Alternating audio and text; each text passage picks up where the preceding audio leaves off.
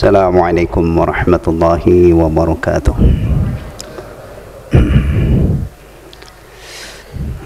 Bismillahirrahmanirrahim. Alhamdulillahi rabbil alamin. Wal aqibatu lil muttaqin.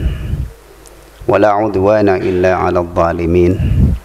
Wa asyhadu an la ilaha illallah wahdahu la syarika lah. Ilahul awwalin wal akhirin wa qayyumus samawati as-sab'i wal aradin. Al-fardus samadul ladzi lam yalid wa lam yulad wa lam yakul lahu kufuwan ahad. Wa asyhadu anna Muhammadan 'abduhu wa rasuluhu wa habibuhu wa khaliluhu al-hadi ila siratin mustaqim wad-da'i ila dinin qawim. Sallallahu alaihi wa ala alihi wa azwajihi wa dhurriyyatihi wa sahabatihi wa man tabi'ahum bi ihsanin ila yaumiddin, amma ba'd. Jamaah sekalian, ikhwatal iman rahimani wa rahimakumullah. Pada kajian terakhir bulan lalu kita sudah sampai cabang yang ke-25, menunaikan haji ke Baitullah. InsyaAllah malam ini kita akan lanjutkan menelaah cabang yang ke-26, berjihad di jalan Allah subhanahu wa ta'ala. Coba kita perhatikan cabang-cabang sebelumnya ya. Mulai dari cabang 20, bersuci, kemudian sholat 5 waktu, menunaikan zakat, puasa bulan Ramadan, kemudian ada i'tikaf, dan berikutnya adalah menunaikan haji ke Baitullah. Baru cabang berikutnya atau bagian berikutnya jihad di jalan Allah subhanahu wa ta'ala.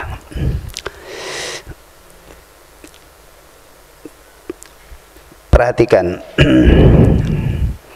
kalau cabang-cabang yang sebelumnya tadi benar-benar diupayakan oleh seorang mukmin untuk dia penuhi, dia praktekkan ya. Mulai dari bersuci, kemudian sholat, ini ibadah harian ya, ada mingguan juga, Jumatan kalau hari Jumat, kemudian zakat, ini ibadah maliyah tahunan ya, kemudian puasa Ramadan, i'tikaf, dan haji. Seorang muslim yang menjaga cabang-cabang ini, antum lihat, dia akan menjadi seorang muslim yang kafah, yang taat ya, salatnya, zakatnya, puasanya, hajinya. Baru terjun ke medan jihad, medan perang. Idealnya begitu ya, idealnya. Maka para ulama juga ketika membahas tentang agama ini, memaparkan, menjelaskan tentang agama ini, ada enggak antum ngaji itu fikih gitu, bab pertama itu jihad, ada enggak? Hah? Enggak ada kan? Di sini kajian fikihnya sudah sampai bab apa? Hah? Pasti ya, umumnya ulama-ulama ketika membahas fikih itu adalah dari kitab Taharah. Taharah nanti itu membahas tentang air. Kemudian nanti kalau sudah masuk bab wudu ya, itu para fuqaha itu biasanya kalau membahas bab wudu itu di anatomi. Mana rukunnya, mana syaratnya, mana hal yang disunnahkan, mana yang dimakruhkan, mana yang membatalkan. Uraiannya seputar itu dari bab ke bab ya. Tidak ada ya, setahu saya ulama menaruh bab jihad itu di awal. Nah ini kadang-kadang ada orang itu Masya Allah, agamanya itu benar-benar kacau, amburadul. Wudu belum dipelajari ini, tapi maunya itu sudah apa? Maunya apa? Perang ya. Padahal cabang-cabang berikutnya itu nanti erat kaitannya dengan kemenangan. Jihad itu kita setor nyawa supaya kita dibantai kemudian dapat surga, atau jihad itu adalah justru target utamanya mengalahkan musuh-musuh Allah? Mana? Hah? Orang kalau pergi ke medan jihad itu setor nyawa supaya kalau zaman dulu gitu ya, supaya lehernya itu ditebas-tebasin oleh orang kafir, atau sebaliknya targetnya itu untuk menghilangkan penghalang dakwah, yaitu orang-orang kafir yang menolak Islam itu. Target utamanya mengalahkan kan, bukan. Nah ini kaitannya nanti kalau kita bicara kemenangan yang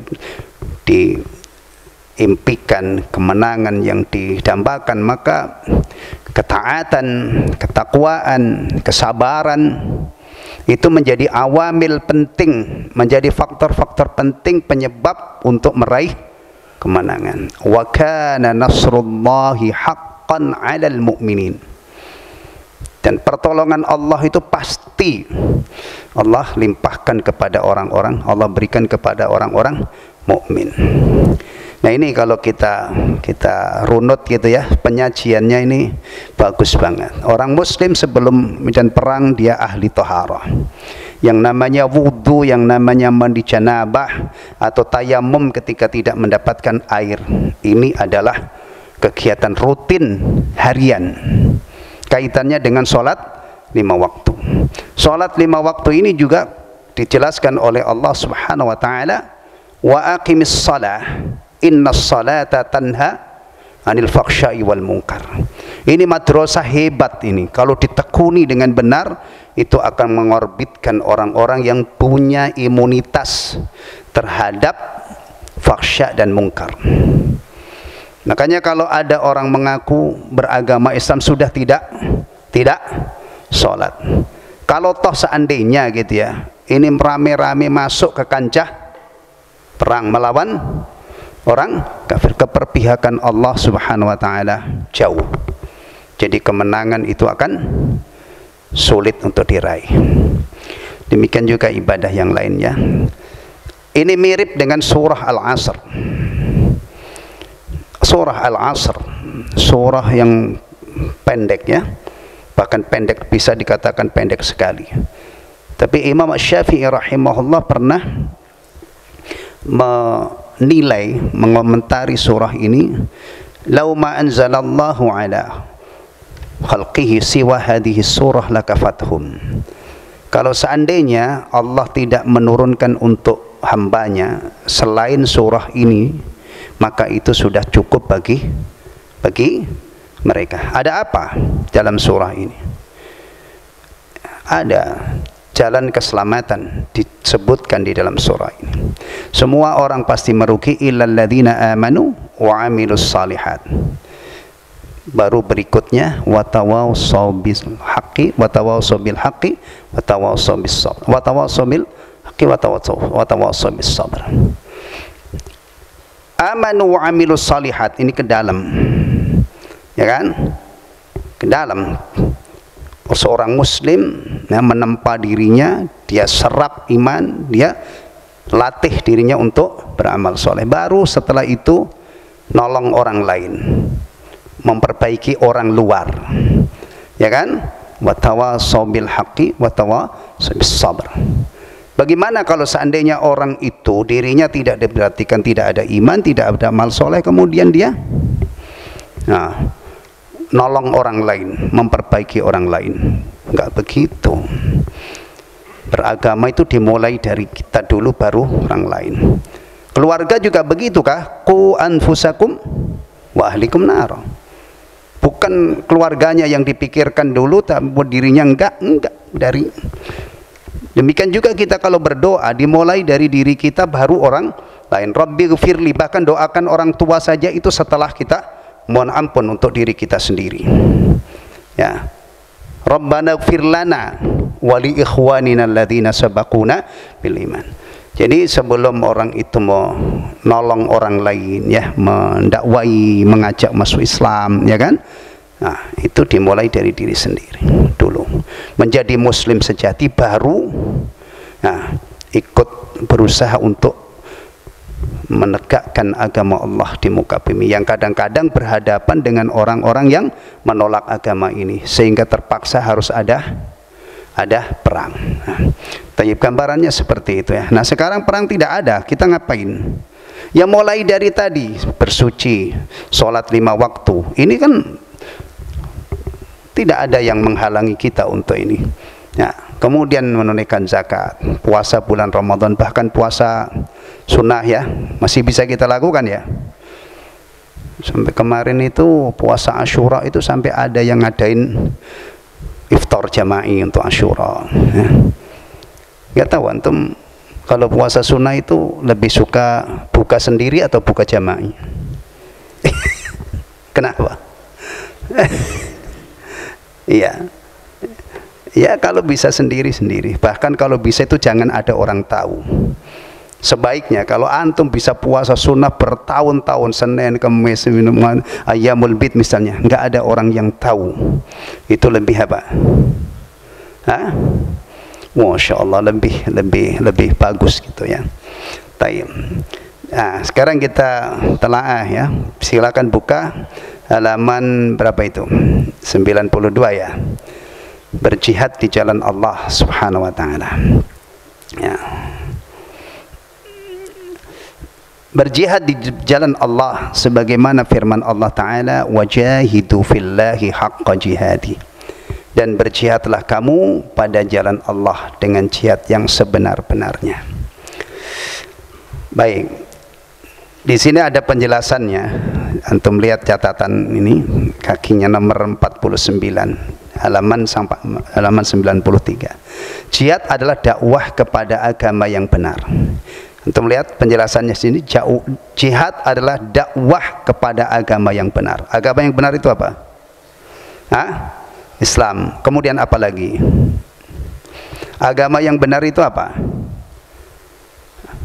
Antum kok seretnya? Agama yang benar itu apa? Terus apa lagi? Ya nggak ada lagi. Inna dina indallahil Islam. Antum mau tambahin agama apa lagi? Ya, agama itu banyak, ya. Kita juga bisa hidup bersama dengan orang yang lain, yang beda-beda agamanya, ya. Tapi karena negara kita ini harus berketuhanan jadi penduduk ini, maka tidak ada ateis, ya. Tapi kalau seandainya antum di luar sana hidup dengan bertetangga orang ateis, bisa nggak? Tapi agama yang hak satu, Islam. Udah. Jihad adalah dakwah kepada agama yang hak, Islam, dan memerangi orang yang tidak menerimanya. Jihad ini adalah solusi terakhir yang ditempuh oleh orang yang memberi petunjuk untuk membebani masyarakat yang rusak, membenahi masyarakat yang rusak atau adanya celah. Taib. Antum jangan menganggap bahwa jihad ini ucuk-ucuk gitu, ya. Ini alternatif terakhir. Kalau misalnya ini ada satu pasukan muslim ingin berdakwah di suatu tempat, dan ternyata memang dakwahnya di situ belum ada Islam, yang ditawarkan pertama apa? Masuk Islam baik-baik. Kalau sudah masuk Islam baik-baik tanpa ada perlawanan, sudah khalas, tujuan sudah tercapai. Alternatif kedua, kalau nggak berkenan mau menerima Islam, apa yang dia taat kepada pemerintahan Islam, taat, membayar jizyah, udah aman, dia bisa hidup dengan agamanya masing-masing. Kalau ini juga tidak mau, barulah perang, ya. Itu pun kalau punya kekuatan. Nah, sekarang ini orang paling-paling ya bisanya nasihat. Kalau masalah jihad ini pintunya tertutup karena tidak memenuhi syarat. Jumatan itu hukumnya apa? Jumatan hukumnya apa? Antum pernah enggak Jumatan enggak? Masjid ini loh pernah ditutup tidak mengadakan Jumatan apa enggak? Pernah? Kena ada apa? Covid. Oh, berarti takwa juga kami tutup beberapa kali Jumatan itu di saat ini. Karena apa? Tidak memenuhi syarat. Ya. Demikian juga ibadah ini kalau tidak memenuhi syarat juga, ya jangan dipaksakan. Ya udah, kan begitu. Baik. Kemudian ayat yang dikutip juga di dalam ayat ini, wa yujahiduna fi sabilillahi wa la yakhafuna laumata laim. Yang berjihad di jalan Allah dan tidak takut celaan orang-orang yang suka mencela. Ini salah satu sifat orang-orang mukmin sejati. Kemudian qatilul ladzina yalunakum minal kuffari wal yajidu fikum ghilzah. Perangilah orang-orang kafir yang ada di sekitar kamu dan hendaklah mereka menemui kekerasan darimu. Ya, perhatikan. Ayat begini ini ya, kalau diterapkan sembarangan, orang membaca ayat begini, kemudian pulang ke lingkungannya, kemudian dia menerapkan ayat ini di lingkungannya. Kira-kira apa yang terjadi? Nah, berarti ya salah paham terhadap Al-Quran itu memang berpotensi menimbulkan radikalis, orang menjadi radikal, bahkan menjadi teroris.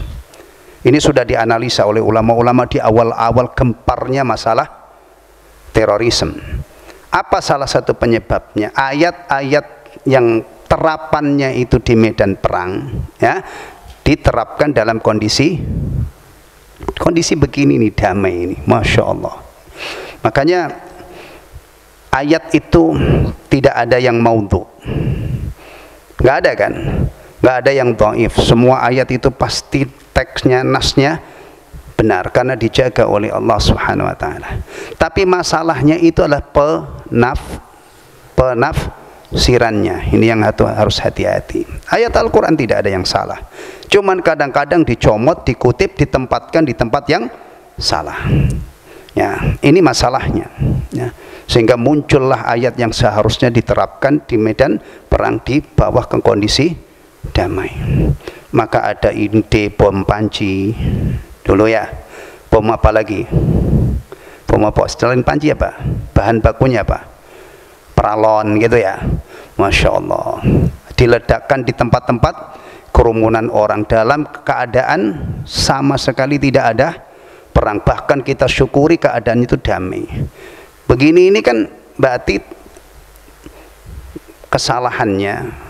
Mestinya begini dilakukan di medan, ditempatkan, dipindahkan ke kondisi damai. Hati-hati. Maka alhamdulillah para duat yang benar-benar menjelaskan masalah ini, ya, itu membantu BNPT, ya, orang-orang yang punya pikiran begini, kalau mau dengar, insya Allah dia sadar bahwa yang dia lakukan itu bukan jihad.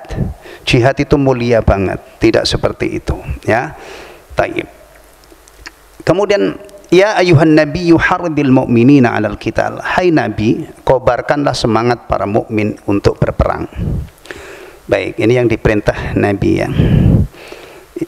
Allah Subhanahu wa taala tidak pernah memanggil Rasulullah Muhammad dengan namanya. Antum cari. Buktikan dalam Al-Qur'an tidak pernah Allah memanggil ya Muhammad. Tapi kalau Ibrahim, Musa dipanggil oleh Allah dengan namanya. Ya, tapi Rasulullah SAW tidak akan antum temukan ya dipanggil oleh Allah dengan namanya.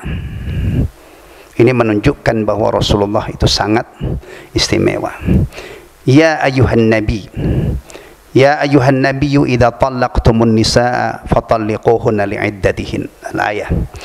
Ya ayuhan nabi lima tuharrimu ma ahallallahu laka tabtaghi mardata azwajik. Ya ayyuhar rasul balligh ma unzila ilaik. Imma dipanggil ya ayyuhar rasul atau ya ayyuhan nabi. Ya, ini menunjukkan sekali lagi begitu mulianya Rasulullah sallallahu alaihi wasallam di dalam pandangan Allah Subhanahu wa taala. Sahabatnya pun dilarang memanggil Nabi dengan namanya, seperti mereka memanggil sesama. Ya, maka sahabat-sahabat Nabi kalau memanggil Rasulullah atau berkomunikasi dengan Rasulullah, ya Rasulullah, ya Nabi Allah. Tidak ada ya Muhammad. Biasanya itu ya Muhammad itu orang di luar Islam atau Jibril.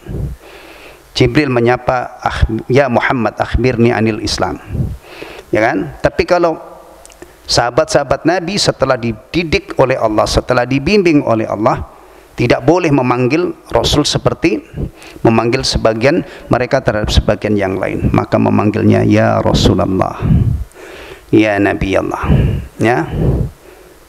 Bahkan bukan dengan kunyahnya. Kunyah Nabi itu siapa?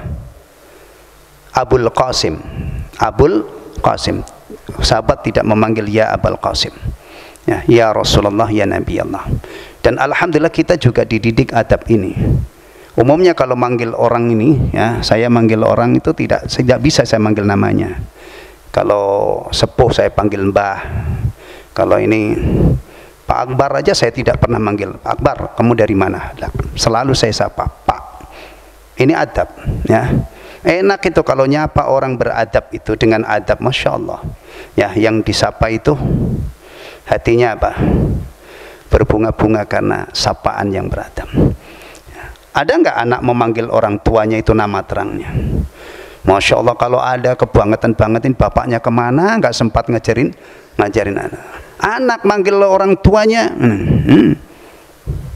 ya. Tapi suami manggil istrinya ada nggak pakai namanya? Ada. Dan aib nggak ya? Enggak, karena istrinya juga nggak apa-apa, nggak ngomel, nggak kecewa, enggak. Ada yang manggil ya. Tapi ada panggilan-panggilan sayang ya. Dari daerah ke daerah beda-beda. Orang Sunda kalau manggil apa namanya? Suami apa? Aa, ya. Kalau Jawa Mas. Mas beneran apa Mas ini? Ya Mas. Nggak tahu. Zakaria dipanggil apa kalau di tempat kita manggilnya Mas ya. Istri memanggil suami itu rata-rata Mas ya. Atau kadang-kadang Pak E ya, Pak E ini anak-anak gitu. Iya, tapi ini ikhwatal, ini adab ya, adab. Taib. Nabi diperintah oleh Allah untuk mengobarkan semangat jihad kepada orang-orang mukmin. Ini kapan mulai Nabi SAW laksanakan? Periode Mekah ada jihad nggak? 13 tahun itu loh. Nggak ada, belum diizinkan oleh Allah Subhanahu Wa Taala. Kalau kita telusuri sirah Nabi SAW, perang pertama kali perang apa? Perang Badr. Tahun berapa? Tahun berapa? 2 Hijriyah. Berarti 15 tahun Nabi berdakwah baru diizinkan untuk perang. Itu pun asalnya belum, sebenarnya tidak perang itu asalnya, tapi Allah kehendaki terjadi perang. Nabi ingin mencegat kafilah itu yang ingin mengambil harta yang dulu dirampas oleh orang-orang kafir, tapi qadar Allah terjadi perang ya. Nah, terus setelah itu berturut-turut ya, dari 2 Hijriyah sampai Rasulullah wafat 10 Hijriyah. 10 Hijriyah Rasulullah wafat itu masih menyisakan perang besar.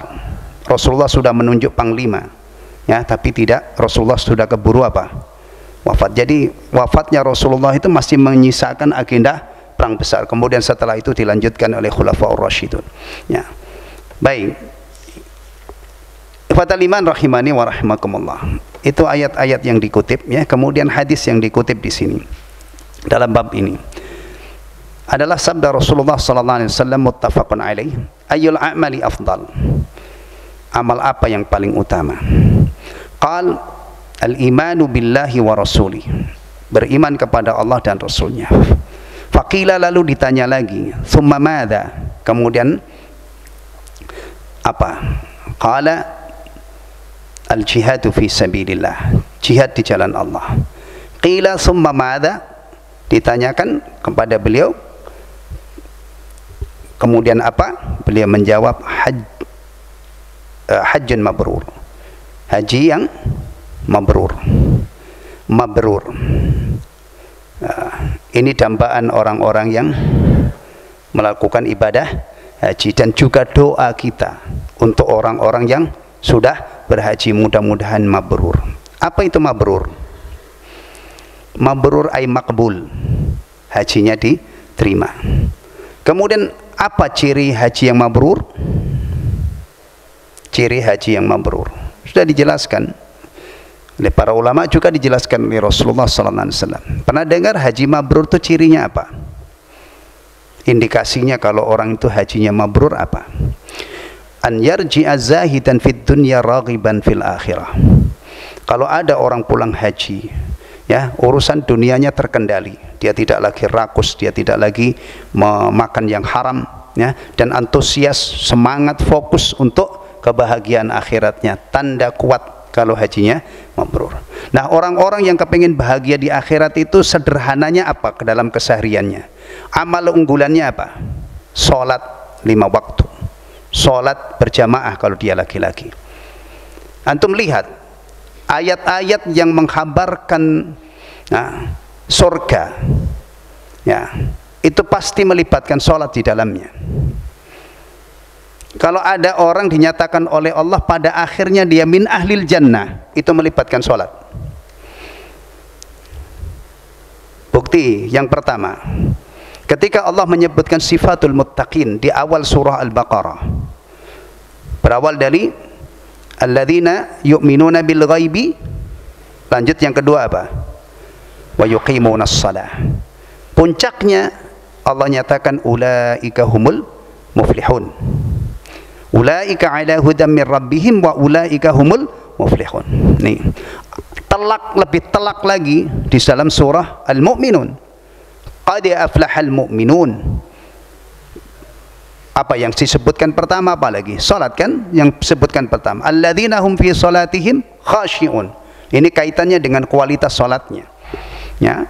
Kemudian beberapa sifat berikutnya yang lain kemudian ditutup dengan salat lagi. Apa? Walladzina hum ala salawatihim yuhafizun.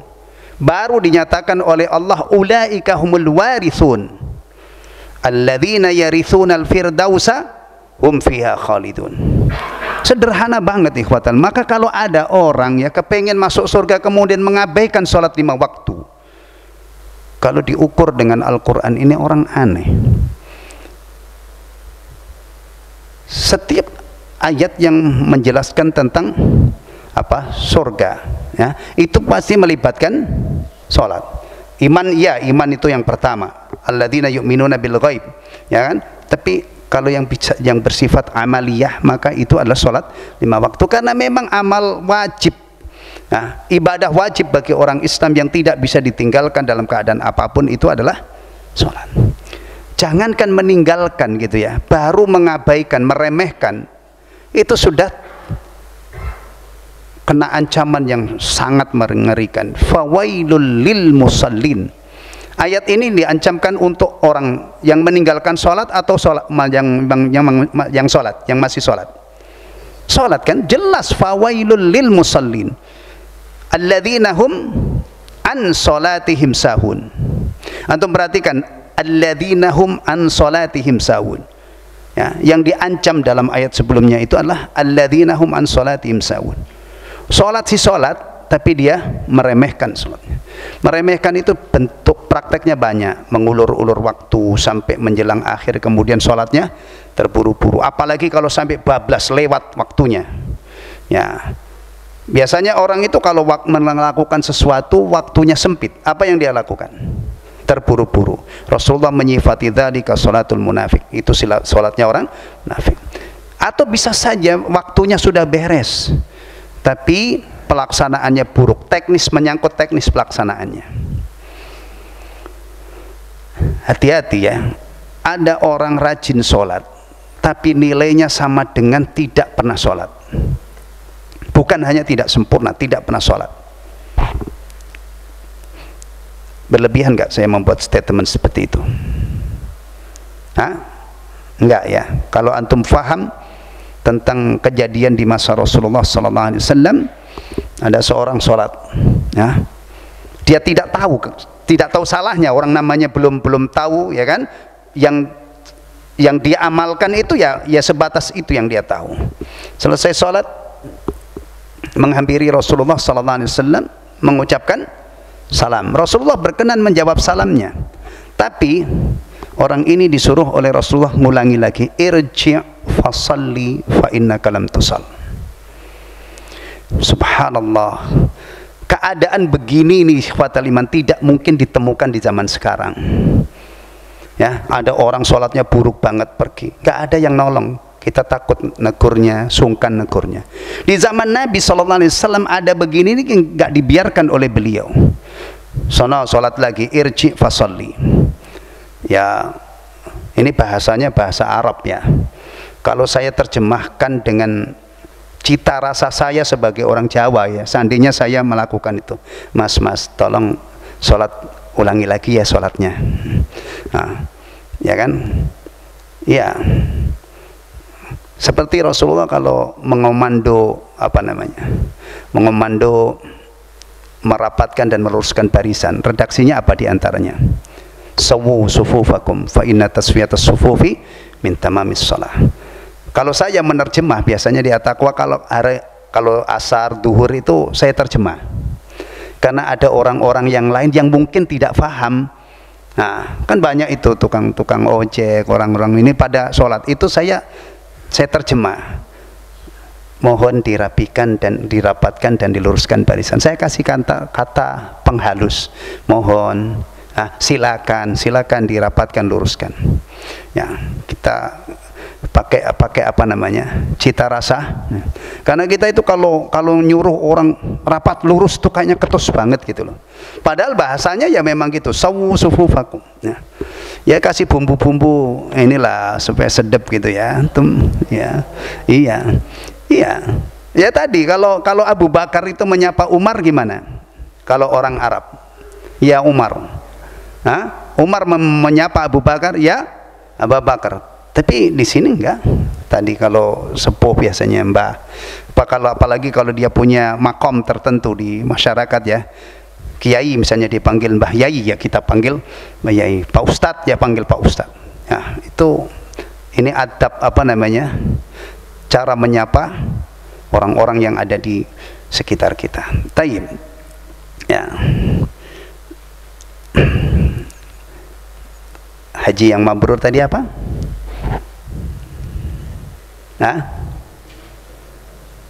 Apa cirinya? Saya tadi menjelaskan itu kan, baru satu ya, pulang dari haji tidak lagi rakus, tapi zuhud terhadap dunia dan fokus akhirat. Saya jelaskan di antara amal unggulan ya, orang-orang yang pengen bahagia akhirat itu adalah sholat 5 waktu. Sholat itu sempurnanya, bahkan sebagian ulama itu mengatakan wajib bagi yang dengar adzan dilakukan berjamaah. Jadi mudah-mudahan kalau ada orang pulang haji kemudian Masya Allah istiqamah sholat berjamaah, tanda kalau hajinya mabrur. Ada lagi, it'amut ta'am walinul kalam. Ini kaitannya dengan akhlak. It'amut ta'am walinul kalam.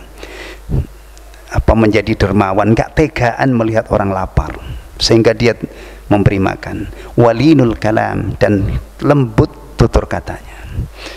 Masya Allah. Jadi haji yang mabrur itu memang mengubah orang yang tadinya pelit, yang tadinya hatinya keras gitu ya, berubah menjadi lembut, yang tutur katanya kasar, yang tadinya hatinya keras kemudian raja tega istilahnya menjadi nggak tegaan ya, melihat orang-orang lapar, orang susah, kemudian bertutur katanya lembut. Itu yang Anda temukan di Fiqh Sunnah, ada penjelasan tentang masalah tanda-tanda haji mabrur. Kemudian terakhir, ini menarik banget, jihad itu amal yang luar biasa ganjarannya ya. Kalau kitab ini tolong perhatikan baik-baik, itu hanya menunjukkan bahwa jihad itu bagian dari cabang iman. Kalau masalah jihadnya itu dibahas di panjang lebar, dibahas di fikih oleh para fuqaha ya. Baik, di sini dikutip hadis Nabi sallallahu alaihi wasallam, la tatamannau liqa'al adu wasallallahu al-afiyah fa idza laqitumuhum fasbiru wa'lamu annal jannata tahta dhilalis suyuf. Janganlah kalian berharap bertemu musuh. Awas ya, antum nanti insyaallah pada sholat, atau mungkin antara adzan dan iqamat itu kan waktu mustajab ya. Amalkan hadis Nabi ini. Antum jangan ada yang berdoa memohon kepada Allah supaya apa? Allah buka pintu-pintu peperangan. Kalau dibuka tuh pun antum belum tentu berani, itu masalahnya. Ini petunjuk Rasulullah. Mohon afiah, aman, damai ya, sebagaimana Nabiullah Ibrahim dulu berdoa untuk kedamaian negerinya. Rabbij'al hadzal balada amina warzuq ahlahu minas samarati man amana minhum. Yang pertama diijabah oleh Allah, yang dua tidak diijabah. Karena doa Nabi Ibrahim itu memohonkan rizki khusus untuk yang beriman. Allah kasih lebih. Yang kafir-kafir juga dikasih rizki. Nah, jadi kalau antum memohon rizki, berdoa, ya Allah berilah rizki kepada orang-orang yang beriman saja ya Allah, yang kafir-kafir jangan kamu kasih, nggak bakalan diijabah oleh Allah. Iya. Allah itu maha rahmatnya itu maha luas, hatta orang-orang yang menyakiti Allah tetap dilimpahi anugerah nikmat rizki kesehatan oleh Allah Subhanahu wa taala. Antum tahu siapa yang menyakiti Allah? Orang yang menyatakan Allah punya anak, itu langit nyaris pecah, bumi nyaris terbelah. Allah sangat mengingkari keyakinan seperti ini. Tapi nyatanya Masya Allah, banyak dari kalangan orang-orang yang punya keyakinan Allah punya anak jadi bintang dunia sekarang, jadi orang kaya top, jadi orang besar ya.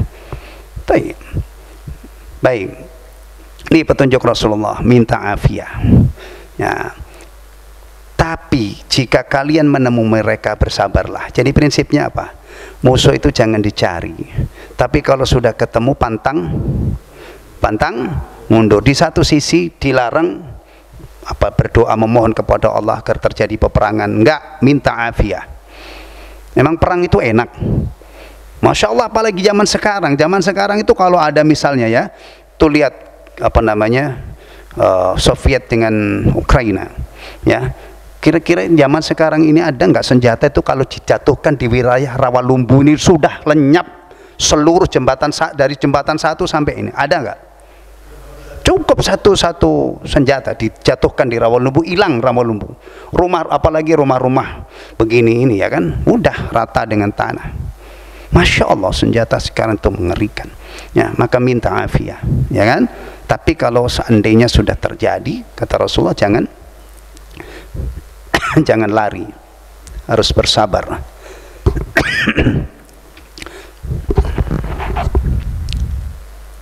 Bismillah.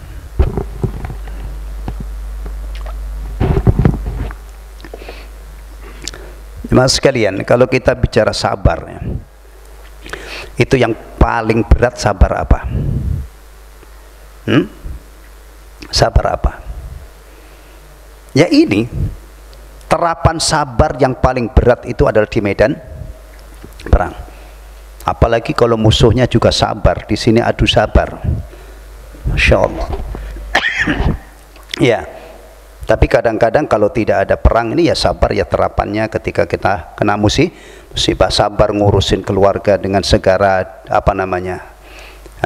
hiruk pikuknya keluarga. Kadang-kadang sabar menghadapi istri, menghadapi anak-anak dan lain sebagainya. Sabar terhadap gangguan tetangga yang jahat, itu yang biasanya dekat dengan kita. Tapi kalau kita bicara sabar di medan perang, itu sabar yang paling lihat kepala, kadang-kadang lihat di depan matanya kepalanya copot. Kalau zaman dulu kan pakai pedang ya kan. Masya Allah, kadang-kadang orang bergelimangan.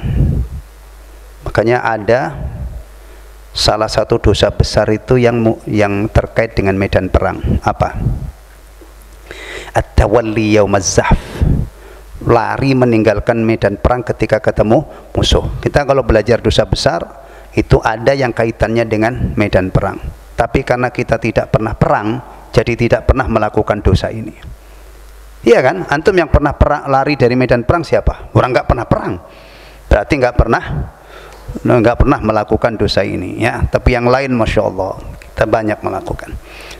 Kemudian ketahuilah bahwa surga itu di bawah kilatan pedang. Baik,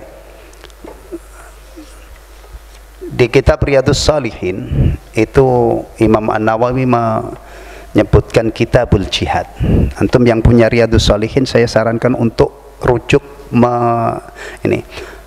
Dari sekian banyak bab dalam kitabul fadail itu ya, mulai dari fadailul Quran, Imam Nawawi itu memulai kitabul fadail di Riyadhus Shalihin itu dengan kita fadailul Quran. Masya Allah ya, itu sampai ada 60, saya hitung tadi ada 66 hadis dalam bab ini. Biasanya itu yang lain itu hanya beberapa hadis masuk kitabul jihad.